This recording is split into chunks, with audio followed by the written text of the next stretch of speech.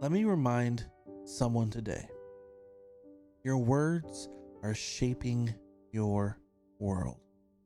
The Bible says death and life are in the power of the tongue. It comes from Proverbs chapter 18, verse 21. Let's think about that. What you speak over your life, your home, your marriage, your kids, even your future, it matters. Some of us are losing battles not because of what the enemy has said, but because what we've been speaking.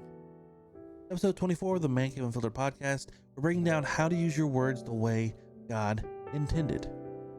To build, to bless, and to speak life. This one's for every believer who wants to grow, lead well, and live with purpose. Episode 24 is live now.